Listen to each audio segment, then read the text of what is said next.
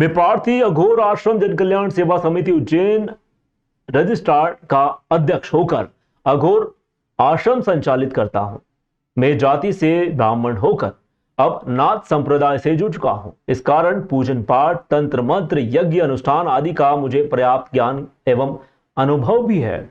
इस कारण मेरे यजमान समूचे देश में विस्तारित हैं। परंतु दिनांक 7 मई 2025 को दोपहर करीबन 11:25 पर पुलिस थाना महाकाल उज्जैन से मोबाइल कॉल आया।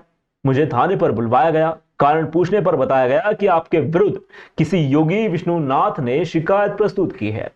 जानकारी लेने पर ज्ञात हुआ कि उक्त शिकायत में योगी विष्णुनाथ के नाम से हस्ताक्षर आवश्यक हैं, परंतु उसमें राष्ट्रीय अध्यक्ष शब्द भी लिखा हुआ था, परंतु यह राष्ट्रीय अध्यक्ष अखिल भारतीय कांग्रेस कमेटी के हैं या आम आदमी पार्टी के, यह स्पष्ट नहीं हुआ है।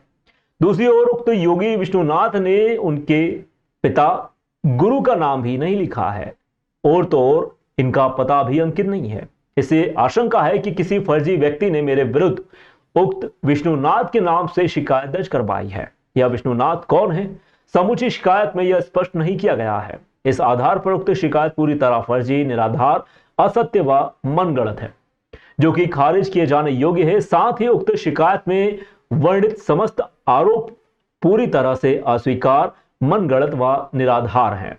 इसमें सिर्फ आरोप लगाए गए हैं कि कोई तथ्यात्मक वर्णन या साक्ष्य तक नहीं प्रस्तुत किया गया। यदि रुपए लेने व महिलाओं के शारीरिक शोषण, ठगने का आरोप है तो उसका भी कोई साक्ष्य प्रस्तुत नहीं किया गया, जबकि समूचे भारत के किसी भी थाने में अद्यतन कोई प्रकरण दर्ज नहीं है। जय श्री महाकाल। एक बार फिर आपका स्वागत है उज्जैन धार्मिक नगरी में। अचलनाथ अघोर आश्रम आखिर क्या है? सोशल मीडिया पर लगातार लग रहे आरोप की हकीकत जानने पहुंची अवंतिका एक्सप्रेस टीम ज़मीनी हकीकत के साथ आपको दिखाते हैं आखिर क्या है अघोर आश्रम। आइए दिखाते हैं। हम पहुंच चुके हैं भेरूगढ़ काल भैरव क्षेत्र में। हमारे कुछ दूरी पर गढ़कालिका माता का मंदिर है ना, वो काफ़ी प्राचीन मंदिर है। और यहाँ जो बताया जाता है कि जो क्षेत्र पूरा है ये जूनी उज्जैन के नाम से प्रसिद्ध है। यहाँ पर हमेशा बातें और कहीं रहस्य सामने आते रहे हैं। और हम पहुंच चुके हैं अघोर आश्रम। देख सकते हैं कि ये जो गली है पूरी, इसमें एक अघोर आश्रम बना हुआ है जो 3 मंजिला घर में संचालित होता है। आखिर अघोर आश्रम है क्या और हकीकत क्या है अघोर आश्रम की, हम बताएंगे। कि यह देख सकते हैं आप, श्री विक्रांत सरकार जय आदेश गेट पर बना हुआ है। ऊपर श्री अघोर आश्रम का बोर्ड लगा हुआ है और अध्यक्ष अचलनाथ महाराज जी का बोर्ड लगा हुआ है। और ये ऊपर 2 मंजिला मकान बना हुआ है।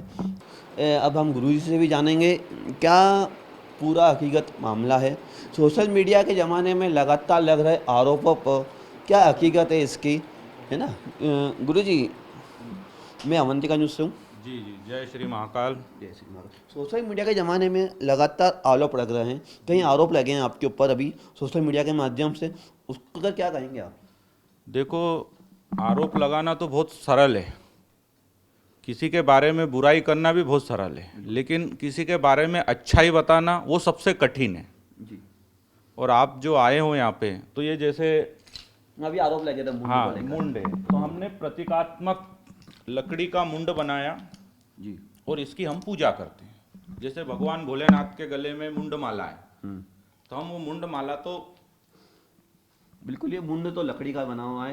और अब आप देख सकते हैं इसको लेकर आरोप लगे थे आपको? इसी पे लेके लगे हैं आरोप कि मुंड रखता है, वो रखता है। वो तो दुनिया है, कुछ भी बोलेगी, दुनिया को बोलना दो। देखो, यहाँ पर है अघोर आश्रम जन कल्याण सेवा समिति। अघोर आश्रम का लक्ष्य है कि हर शमशान में मंदिर है। मंदिर तो हर कोई बना देता है, लेकिन पूजा करने कोई नहीं जाता है। जी बिल्कुल। नाम बड़प्पन के लिए शमशान में चबूतरे बना दिए, शिवलिंग बना दिए, और आज वहां पर देखो कैसी हालत है। आज हम काले वस्त्र पहनते हैं, इसका ये मतलब थोड़ी कि हम किसी को डरा रहे हैं। हम हमारे भजन पूजन यहाँ पर कर रहे हैं।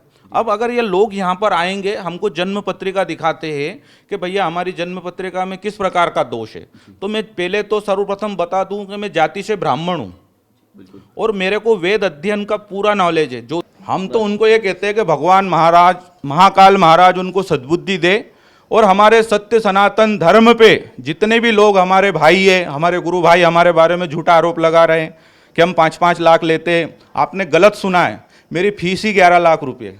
जी, वो फीस का कैसा क्या पूरा मापदंड था, मुझे थोड़ा।